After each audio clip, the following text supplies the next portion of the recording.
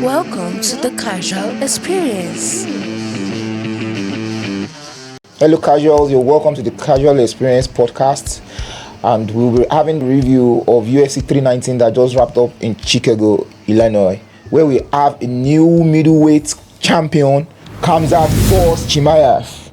And in this episode, I'm with my friend Josh, the gymnast aficionado.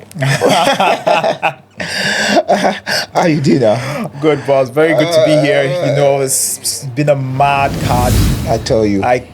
Was so many knockouts, so many like Dana White would say, "What the f moments." So many of them. So many underdogs to one. Yes, it was crazy. Like the card the fight just kept upping up. Yeah. And imagine two spinning back knockouts in a row, back to back, man. But the main event itself, it wasn't like what everyone expected, though. Even the champ was not expecting that main event. Yeah, so he was banking on Khamzat goes and tries to finish the fight early. Yeah, then tires out, and then he will start. But that was the purview of most everyone. Yeah, that's what he thought. And then Khamzat really played a smart game plan. He kept up the pace for 25 minutes. No one expected him. I was thinking he would have exhausted himself like in third round or so. No, it is. If you watch Khamzat's fight, the way he fights, yeah, that was not Khamzat going 100%. Yeah, that's true though. He was pacing himself. That's true. He normally doesn't pace himself. Yeah. He doesn't pace himself. That first round. Yes, he was pacing himself. He did. He was pacing because he knows it's a 5-round fight. Yeah. So I think his team really understood they understood the task, yeah, and they prepared their plan to match it. But that was smart. A 50-44 all across the board was, but it was obvious now. Yeah, and for someone that they were generous. If you want to be factual, they were generous. Yeah. That first round and the third round should have been an 10-8. Yeah, I think it was the fourth, fifth where it's only the most, all the juries only scored round 3 for that 10-8. Yeah. But that was them being generous. Yeah. First round should have been a 10-8 too. Yeah. And have you seen this kind of stats before? Over 500 punches. Even though the punches were just like, all of them that were really. Yes. And for someone that his war cry is Allah Akbar, he kept putting him in the crucifix. I don't know why he gave that terrorist vibe. I don't know why he chose the crucifix as his mode of. I feel like it's some of us that we fight as well. The crucifix is how will I put it? It's a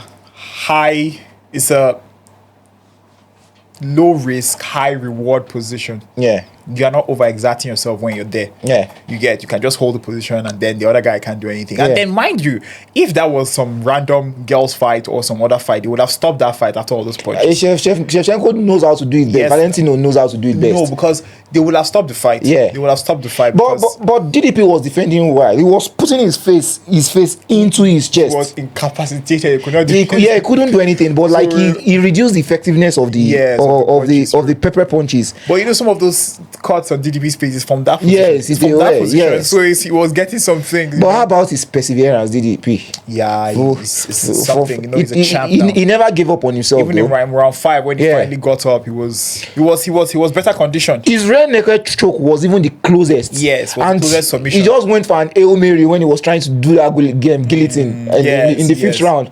And I think if it was earlier, their body was just slippery and all. Yes, it might have.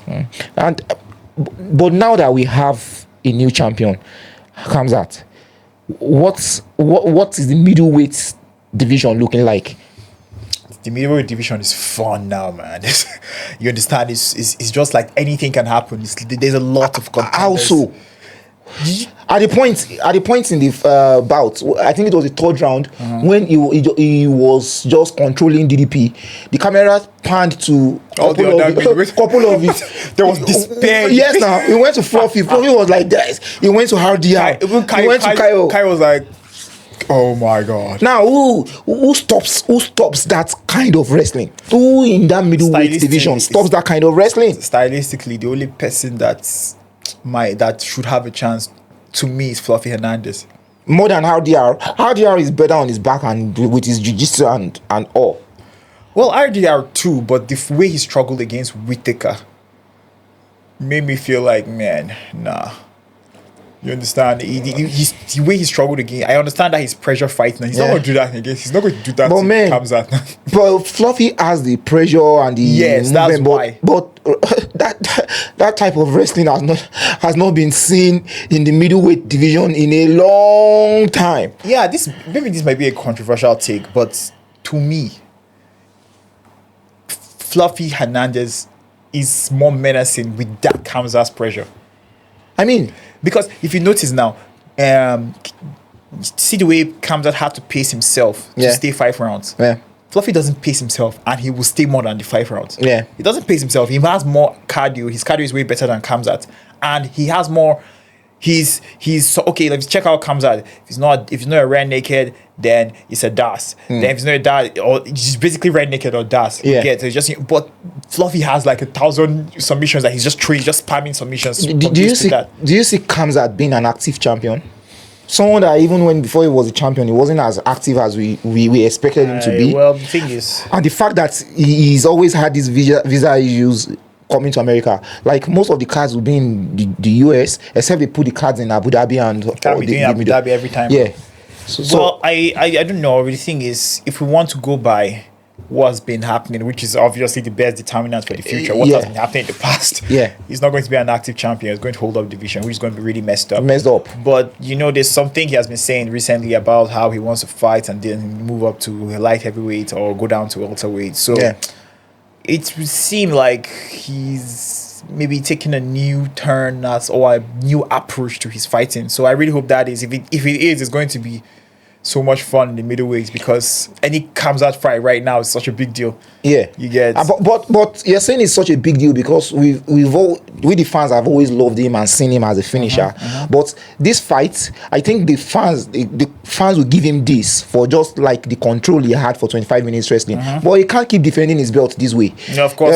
If he keeps going 25 rounds of wrestling every time, the fans will start turning back, because we no one wants to see wrestling for 25 minutes. Boring stuff. But the thing is, you have to. That's where we have to track back to give DDP his flowers. Yeah. If that was a lesser opponent, that match would have been over. You understand? DDP did a lot right to keep it lasting that long. But he just nullified everything that DDP. I don't think any of DDP's game plan came out in that fight. Yeah. They had a game. I'm sure they had their game plans. Yep. Nothing in that fight showed any form of game plan they must have had, because it was just totally in defense mode. The thing is, Khamzat imposed himself 100%. He didn't even just using one skill set. Yeah, he just imposed himself. He's just. Oh man, I wouldn't want to be DDP. and who do you see? Who do you think would challenge him right now? Who is the next person? Well, I feel like. Well, the thing is, his next challenge is most likely going to be the winner of Kaio and Imavov. Yeah. Imavov and Kaio is fighting like. Yeah, I think the winner of that is most likely going to be. Dricus now, because he lost his belt now, he'll still be ranked number 1, don't you think? He's still ranked number 1, but he's not going to get an immediate title shot. Yes, so Imavov and Boyalo is fighting.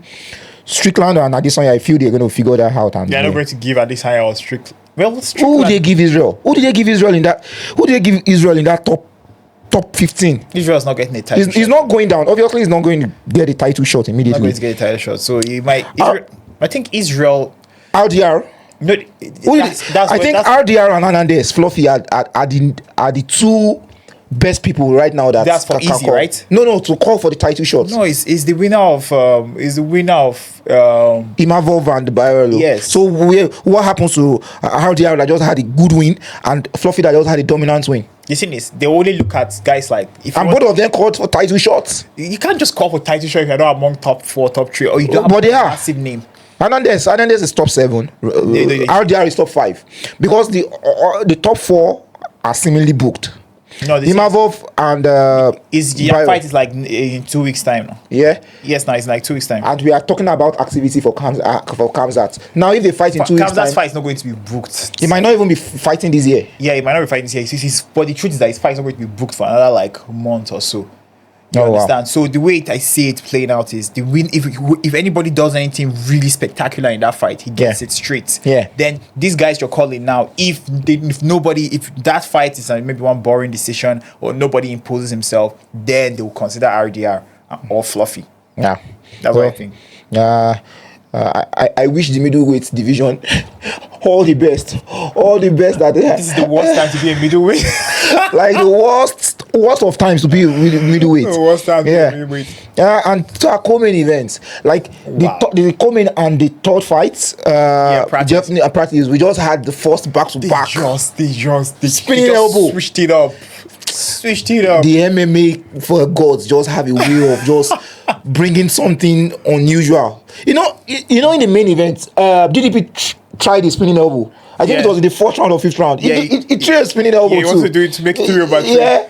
Khamzat dodged it now. I know. That would have been crazy if he connected. Yeah, imagine you knock Khamzat out. Yeah. Like, oh my God, you're slaying the devil. And in our preview, when we were discussing Murphy and Aaron Pico, we were emphasizing on how clean Aaron Murphy is, on how. Yeah, you know, like a lot of people were talking about the Pico guy, and me, I watched this fight because like he's debuting as a co-main, so I had to go and like, wait, what's up with this guy? I checked his fights, and I noticed that from number 1 till number 7, 8 of his professional fights, he didn't even have profiles. Like you can't even tap their name and see who they were. You get. Yeah. So I'm not saying they're insignificant, because shout out to anybody who can step into the cage and fight, but they are not well accomplished. They are what everybody will call cans, in a matter of speaking. Then look at someone like Leroy Murphy that's been blazing his way through UFC. Yeah, 17-0. But he was earlier in the earlier minutes, he was being dominated though. He wasn't really being. He was being taken down. No, the thing is this. The way what's his name, Pico came in all aggressive, all out and aggressive. So he's the more experienced fighter now. Yeah. So I think he was trying to pick the holes in the game. Josh, like, did you see that moment? Do you know he threw that spinning elbow into the space that he knew that He saw it now. Pico was coming. Yes, he saw it. Do you remember Sandegan, Frankie Edgar? That knee. When Edgar kept coming, kept coming out on Edgar, and he just threw that knee into the space. You'll find exact replica. It's those holes now. Like when you see that inexperienced guy coming all guns blazing, there's that hole. You know he's going to mess up real soon. Yeah. So he shifted to the right and he just spun and threw the elbow to the right. It was perfect. You understand? See, the guy was out now. Seats clenched. They were trying to wake him up, and it was convulsing. It was like, but which was the more stronger elbow that landed, Murphy's or Prate's? Man, both of them were devastating. Yes, but Prate's own, he spun. Yeah, he spun, and it was his forearm coupled with his knee. It felt like 2 touches. Wow. The forearm touched nail before the elbow. Yeah, he just grazed, but that's the temple. Yeah, just graze the temple. I know it's bad because it's even punches. If he grazes the temple, there's a way to explain it like that. But if he grazes the temple, it's just as bad. Yeah. But that Pico's that was like it's taking his head off. Yeah. That one was bad. Both of them. When Dana White was at his post conference, he was particular about Pico, saying he definitely has a concussion. Yep. And like Leroy Murphy, this seems to be like his coming out party. Yeah, because he's getting a title shot next. Definitely. Well, Volk tweeted out that he wants him December. Yeah, but the thing is, someone like Murphy now, he's been wanting a title shot, but he's been having some of those long fight decision stuff. So he felt the need to do something spectacular. And I was hearing at the watch party yesterday that he came in short notice. Yeah, he came. This was a short notice. Yeah, so I feel like that's why that's the reason why he had that cautious start. But generally, he had the read on that on Pico. Yes, because he was just coming. Yeah, he was just trying to. It was the way he was coming. He was trying to like manage the aggression. Yeah, you get, because if he follows Pico like that, they'll start brawling. Yeah. And when we start brawling, anything can happen. You don't want to. A professional fighter doesn't want to be brawling like that. Yeah, and Pico had the wrestling pedigree too. Yes, Leroy Murphy too is good as a wrestler in his own right. He's also good in wrestling. It's just that you don't want to be brawling. If you followed him with that same way that Pico came in, they'll start brawling. Yeah. And then they start brawling, it's just like anything can happen. You get even Chimaev is not going to brawl, so why would she be brawling? Yeah, but now that it seems that he's going to be getting his title shot eventually, how do you think? Do you think he has anything for Volk? No. Because Volk is such a smart fighter. No, I don't think. And Leonard Murphy is such a smart fighter too, and he just feels that like there's nothing that there's nothing he will bring. There's anything. You see the way Topuria defeated him, right? Oh, Volk. Yes, you see the way Topuria. You see the way Islam defeated Volk. Yeah. That's how to defeat Volk. You're not going to go there and play smart. You're going to have to come and take his head off. Yes. And I don't see Leron doing that. And I don't know. It just is a testament to the quality in the UFC that these set fighters coming from other divisions as the champions. See Asakura and Tim Elliott. Like Tim Elliott, like a regular guy, but Asakura is 2-time Rizin champion or something. Yes, and he was dabbling in different weight classes, and yet he's out here. I mean, look at Pachi Mix. Yes, as good as Pachi Mix was, he came in and then a regular top 10 guy just makes him look like he's not even in the level. They just and MVP seems to be the only one just carrying the torch like that. Yeah, he's the only one. Even though he's out of his prime, he seems to be the one doing good. He's the only one actually. Chandler too has been stuffed. Yeah, you understand? Pachi's stuffed. MVP is even Pitbull. Yeah, he came in and then he was thinking he was going to do stuff with Rodriguez. Yeah, and then Rodriguez just like interim. I think that was the best interim. Even his win against Danige was consequential. It's not as if it was straightforward, like stand out, anything like that. So these guys, man, it's just the level at the UFC is really something. It's really something. For MVP now, he has 2 wins in a row, and he's already that guy just wants to keep fighting. Do you know Prates and Jeff Neal, after their fight, it seems now that anytime if you just want your training partner or any of your friends to be called, they both called out. Yeah, they both just give a spinning elbow. not your, because both of them. Yes. Both of them called out Dana White to please sign their guys. Leonard Murphy said his training partner has been with him, or he wanted Dana White to train him to sign him. Also, Prates also said you should get them in the contender series. Just win your opponents with a spinning elbow, and then you can make a statement. Then you can make a statement. Yeah, but for me, I'm not all sold out on Prates yet. Prates, why do you feel so? I don't know whether it's the way he fights or something. I just feel that there is something incomplete. Like there's something incomplete about his fight. I want to ask you a question now. Prates is calling to fight on the Rio card, the Fiziev and Oliveira card in Rio. He said he wants to fight on the card. MVP 2 said he's open to fight in Rio. If MVP, let's say MVP and Prates are to fight, just off your mind, who do you think wins that bout? I think MVP gets it done. Exactly. But it's not going to be a knockout or anything like that. It's going to be a decision. MVP just always does his MVP things. Yes, now so you find him difficult to figure out. Yeah. Like Canonia was just looking like a deer in Prates won't be able to take. I don't see Prates taking MVP down, so yeah. So but at least Canonia took him down in the 3rd round. He slipped. He's not even able to keep down. Then and he just controlled down him. And well, I'm so happy that they still gave MVP. They gave MVP the win. The win, yes. No, he won both rounds. The first 2 rounds already. Canonia didn't really do anything. I just laid down on him and oh God. I should not be getting rewarded for just lying down other guys. It's just the middleweight division now seems to be the division now that things are happening. Yeah, like eyes on it. Yeah. Lightweight too though, because of that Topuria stuff. But lightweight is almost boring because who can we really? Okay, Arman for Topuria, yeah.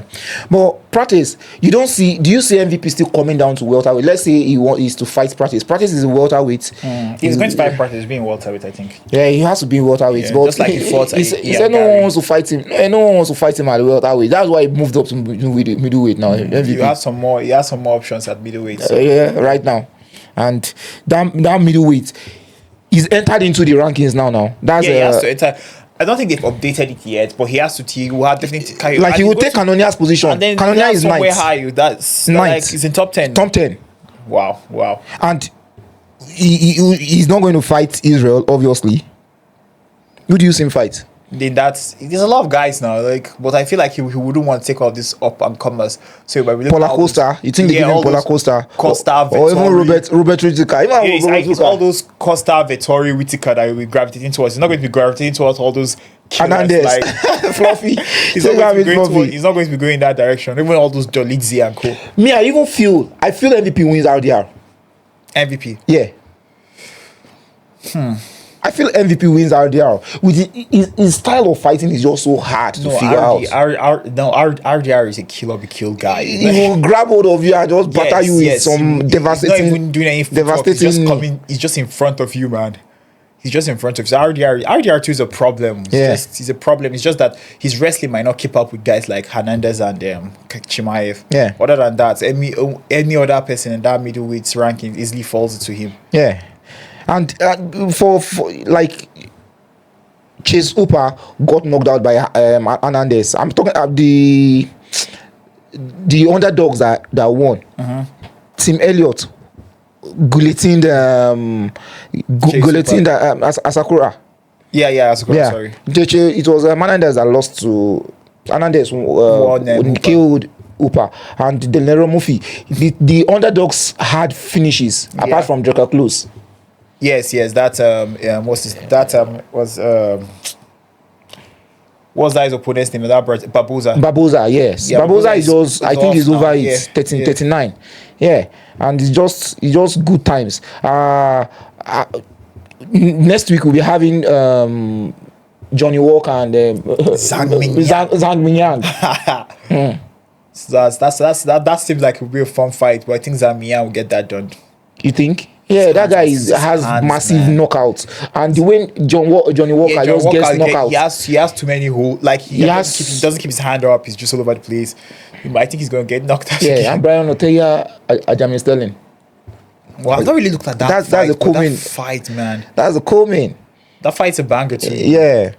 And the next pay-per-view we'll be having is 320. Ankalev and Pereira. I don't like that fight, man. For Pereira? Yeah, I don't like Pereira. I'm afraid I do. That's what I feel too. It might be the same thing, and if it's the same thing, then oh god. Yeah.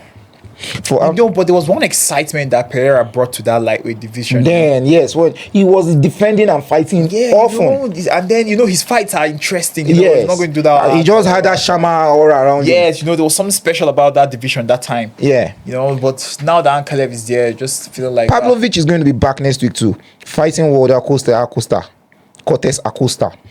I wish he gets a win and puts himself back in the conversation. Yeah.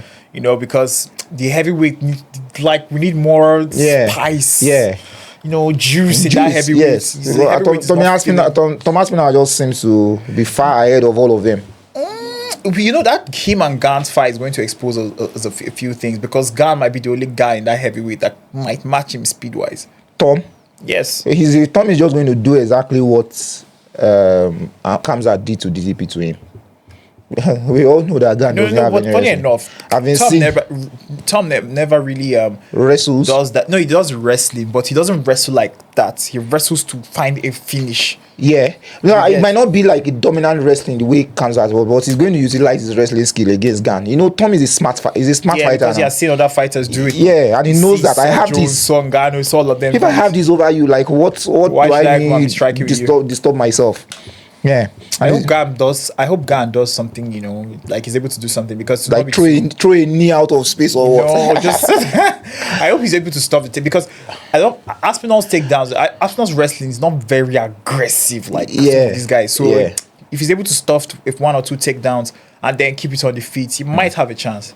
Yeah, might have a chance. Well, and we have, as fight fans, we are just fortunate to be able to watch fights at this time, week in, week out, as in not just fight, banger fights. Yes, high level fights. High level fight, like a lot of things coming up. Yeah. And also in our own space here, we're having at the AKO this weekend too. Oh my god! Have you been watching the card and been seeing the names that the AQ has been churning out? Yeah, the thing is, most times it's in Lagos, but this time we have it in our capital city. Yeah, and it's even in your space there now. But, like we're gonna be there live. I can't wait. I really wish there were more Abuja fighters in that card personally. Yeah, like there's this Jeb Junior is like Jeb, yeah. Phenoms. Jeb is in Thailand now.